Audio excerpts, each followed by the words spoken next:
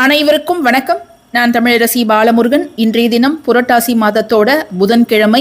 இந்த புரட்டாசி புதன்கிழமையில நாம் செய்ய வேண்டிய மிக மிக எளிமையான ஒரு வழிபாடு, நம்முடைய வீட்டில் இருக்கக்கூடிய வறுமையை, பண கஷ்டத்தை போக்கக்கூடிய மிக அற்புதமான ஒரு வழிபாடு.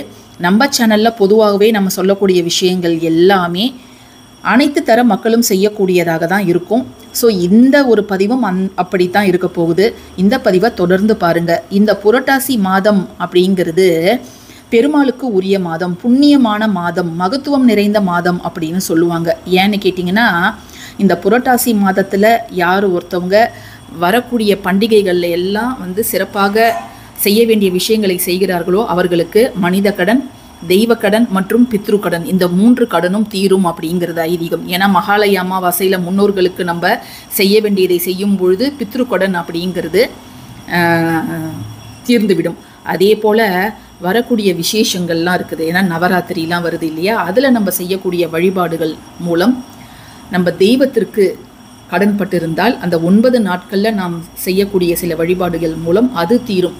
இதெல்லாம் செய்யும் பொழுது மனிதனுக்கு ஏற்பட்டிருக்கக்கூடிய ஒரு மனுஷன்கிட்ட வாங்கின கடன் அப்படிங்கிறது அதுவும் தீர்ந்து போயிடும். ஸோ அதனால தான் இந்த புரட்டாசி மாதத்தை மகத்துவம் நிறைந்த புரட்டாசி அப்படின்னு சொல்கிறாங்க. இந்த புரட்டாசி மாதத்தில் சூரியன் கன்னி ராசியில் இருப்பார். கன்னி ராசி அப்படிங்கிறது புதனுக்கு உரிய ராசி. புதன் கிரகத்தோட அதிதேவதை யாருன்னு பார்த்தீங்கன்னா பெருமாள் தான். அதனால தான் புரட்டாசி சனிக்கிழமை எவ்வளவு முக்கியமானதோ அதே போலவே புரட்டாசி புதன்கிழமை அப்படிங்கிறதும் ரொம்ப ரொம்ப முக்கியமானது.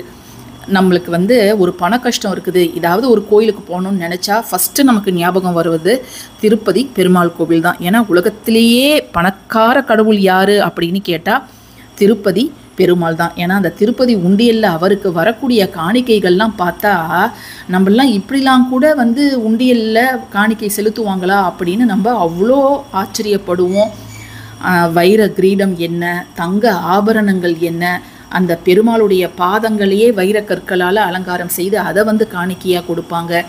ஏன் அவ்வளோ பக்தர்கள் அவ்வளோ காணிக்கை செலுத்துகிறாங்க அப்படின்னா அவர்களுக்கு பெருமாள் அவ்வளவு வாரி வழங்கி இருக்கிறார். அதற்கு நன்றி கடனாக தான் நிறைய பேர் அவ்வளோ காணிக்கை வெளிநாட்டிலலாம் இருந்து கூட திருப்பதி உண்டியலில் அவ்வளோ காணிக்கை போட்டுட்டு போகிறாங்க. வேறு எந்த கடவுளுக்கும் இத்தகைய காணிக்கை அப்படிங்கிறது யாரும் செலுத்தினதா சரித்திரமே கிடையாதுங்க.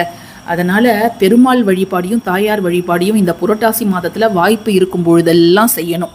இன்னைக்கு புதன்கிழமை, பொன் கிடைத்தாலும் புதன் கிடைக்காது அப்படின்னு சொல்லுவாங்க. என்னதான் நம்ம சுபகிரகம் அப்படின்னா குருவும் சுக்கிரன் அப்படின்லாம் நம்மளுக்கு ஞாபகம் வந்தாலும் புதனோட அருளும் நமக்கு வேணுங்க. ஏன்னா புதன் பகவான் அப்படிங்கிறவர் புத்திகாரகன். நம்முடைய புத்தி ஒழுங்காக செயல்படுவதற்கு புதனோட அருள் வேணும். அதனால தான் படிக்கக்கூடிய பசங்க நன்றாக படிக்கணும் அப்படிங்கிறதுக்காக புதன்கிழமையில் பச்சை பயிறு வைத்து அது மேலே ஒரு தீபம் ஏற்ற சொல்லுவோம். புதன்கிழமை அப்படின்னாலே பச்சை நிறம் தான். இப்போ நிறங்களில் செழுமையை குறிக்கக்கூடிய நிறம் என்ன அப்படின்னு கேட்டிங்கன்னா பச்சை. மஞ்சள் அப்படின்னா மங்களகரத்தின் அடையாளம். சிகப்பு அப்படின்னா நம்ம சக்தியை, அதாவது உக்கிரத்தை குறிப்பதற்கு அதை பயன்படுத்துவோம். அதை டேஞ்சரு, தீயணைப்பு, போலீஸ் அவங்களெலாம் ரெப்ரசன்ட் பண்ணுறதுக்கு ரெட்டை பயன்படுத்துவோம். பட் ஆனால் க்ரீன், பச்சை அப்படிங்கிறது செழுமையை குறிக்கும். நம்ம வாழ்க்கையிலையும் அது செழுமையை கொண்டு கொடுக்கும். அதனால தான் திருவெண்காடு புதன் திருத்தலத்தில் அந்த பச்சை நிறத்திலான ஆடை தான் புதன் பகவானுக்கு உடுத்தி இருப்பாங்க. அதனால் புதன்கிழமை அன்னைக்கு நம்ம சேனலை பார்க்குறவங்களுக்கு எல்லாருக்குமே தெரிஞ்சிருக்கும், கீரை வகைகளை நம் உணவில் சேர்த்து கொள்வது நமக்கு வெற்றிகளை பெற்றுத்தரும் அப்படின்னு நம்ம சொல்லியிருக்கிறோம். இந்த புரட்டாசி புதன்கிழமையில் உங்கள் வீட்டுக்கு அருகில் இருக்கக்கூடிய பெருமாள் கோவிலுக்கு இந்த வாரம் கிடையாது, அடுத்த வாரமோ அதுக்கு அடுத்த வாரமோ இல்லை இன்னைக்கு மாலையோ கூட உங்களால் முடிஞ்சிச்சுன்னா இந்த ஒரு பொருளை கொண்டு போய் நீங்கள் தாயாருக்கு கொடுங்க. இந்த தாயாருக்கு கொடுக்கும் பொழுது அவ்வளவு மனமகிழ்ந்து போவார்களாம். பணம் என்றாலே பெருமாள் தான், பெருமாள் என்றாலே பணம் தான். ஏன்னா பெருமாளோட திருமார்பில் வீற்றிருப்பது மகாலட்சுமி தாயார்.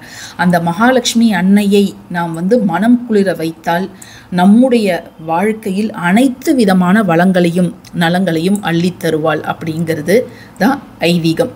ஸோ என்னென்ன பொருள்கள் நம்ம கொண்டு போய் கோவிலில் தரணும் அப்படிங்கிறத இப்போ பார்த்துடலாம். பொதுவாகவே பெருமாளுக்கு நம்ம துளசி போய் நம்ம கொடுப்போம். அதே மாதிரி தாயாருக்கு மல்லிகைப்பூ அதை வாங்கிட்டு போய் கொடுப்போம். அதை தவிர்த்து இப்போ நம்ம பார்க்க போகிறது அத்தனையும் புத்தம் புதிய விஷயங்கள் தான். ஆனால் ரொம்ப ரொம்ப சக்தி வாய்ந்ததுங்க இந்த ஒரு பொருள். இந்த ஒரு பொருளை மட்டும் இந்த புரட்டாசி மாதத்தில் ஒரு புதன்கிழமையாவது நீங்கள் வாங்கிட்டு போய் தாயாருக்கு கொடுங்க.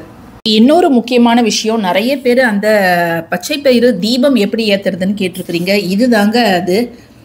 நிறைய பேருக்கு தெரியல, இது தோல் இல்லாமல் ஏற்றணுமா இதோட ஏற்றணுமா அப்படின்னு கேட்டுட்டு இருந்தாங்க. ஸோ அதுக்கு தான் நான் இதை தெளிவுபடுத்துவதற்கு, இதை வந்து நீங்கள் உங்கள் வீட்டில் இருந்ததுன்னா இதை வந்து ஒரு பித்தளை தட்டிலையோ அல்லது வெள்ளி தட்டிலையோ வச்சுக்கிட்டு அதுக்கு மேலே ஒரு தீபம் ஏற்றுங்க. இந்த தீபத்தை ஏற்றி நீங்கள் ஒவ்வொரு புதன்கிழமை புதன் ஹோரையிலையும் நீங்கள் வழிபாடு பண்ணிங்கன்னா உங்கள் வீட்டில் படிக்கிற பசங்க, பள்ளிக்கூடத்துலேயோ அல்லது கல்லூரியிலோ படிக்கக்கூடிய பசங்க இருந்தாங்கன்னா அவங்க வந்து படிப்பில் முன்னேற்றம் அடைவார்கள் அப்படிங்கிறது தான் வந்து உண்மை.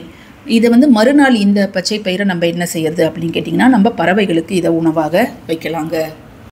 இப்போ நீங்கள் பார்க்கக்கூடிய இந்த ஒரு பொருள் தாங்க நான் சொன்ன பொருள். ஆமாங்க, இந்த மரிக்கொழுந்து அப்படிங்கிறது ரொம்ப ரொம்ப முக்கியமான ஒரு வாசனை தரக்கூடிய ஒரு தெய்வீக பொருள் அப்படின்னே நம்ம சொல்லலாம். நிறைய பூக்கடைகளில் மரிக்கொழுந்து இருக்கிறத நீங்கள் பார்க்கலாம். நாங்கள் இதை மரிக்கொழுந்துன்னு தான் சொல்லுவோம். நிறைய பேர் இதற்கு வேறு பேரும் வந்து சொல்கிறாங்க, மறு அப்படின்ட்டுலாம் ஏதோ சொல்கிறாங்க. இது வந்து மரிக்கொழுந்துன்னு தான் நாங்கள் எங்கள் சைடில் சொல்லுவோம். ஸோ இந்த ஒரு வாசனை பொருளை இது ஒரு கட்டு வாங்கி நீங்கள் புதன்கிழமையில் தாயார் சன்னதிக்கு நீங்கள் இதை போய் கொடுங்க. நீங்கள் விருப்பப்பட்டீங்கன்னா நீங்கள் பச்சை நிறத்திலான புடவையை தாயாருக்கு கொடுக்கலாம். அப்படி முடியாதுங்க, புடவைலாம் எங்களால் எடுத்து கொடுக்க முடியாது அப்படிங்கிறவங்க பச்சை நிறத்திலான ப்ளவுஸ் பிட்டு, பச்சை நிறத்திலான வளையல், பச்சை நிறம் புதன்கிழமையில் நம்ம தாயாருக்கு கொடுப்பது அப்படிங்கிறது நம்முடைய வாழ்க்கையில் செல்வ செழுமையை கொண்டு வந்து கொடுக்கும். அதனால் நீங்கள் இந்த புரட்டாசி மாதம் முடிவதற்குள் ஏதாவது ஒரு புதன்கிழமை மட்டுமாவது துளசி பெருமாளுக்கும் மரிக்கொழுந்து, மல்லிகைப்பூ இதெல்லாம் தாயாருக்கும் பச்சை நிற வளையலையும் கொண்டு போய் கொடுங்க. நீங்கள் நினைத்த காரியம் அப்படியே நடக்கும். இந்த மரிக்கொழுந்துக்கு நம்ம என்ன நினைக்கிறோமோ அதை நிறைவேற்றி தரக்கூடிய சக்தி அதற்கு இருக்குது. நம்ம எல்லாருக்குமே தெரியும், தன ஆகர்ஷண பொருள்களுக்கு எல்லாம் தனித்துவமான சக்திகள் இருக்குது அப்படிங்கிறது தெரியும். அதனால் இந்த மரிக்கொழுந்து உங்கள் கண்களில் பட்டுது அப்படின்னா அதை இன்றைக்கே வாங்கிட்டு போய் தாயார்கிட்ட கொடுங்க. அப்படி இல்லைன்னா கூட இந்த புரட்டாசி மாதம் புதன்கிழமையும் சனிக்கிழமையும் சரி இந்த மரிக்கொழுந்து மாலையாக கட்டி தாயார் படத்துக்கோ அல்லது சிலைக்கோ நீங்கள் போட்டிங்கன்னா நிச்சயமாக நம்முடைய வீட்டில் இருக்கக்கூடிய பண கஷ்டம், வறுமை, கடன் சுமை இது எல்லாமே தீர்ந்துடும். பண தடைகள் இருந்துச்சுன்னா அதுவும் வந்து நீங்கிடும்.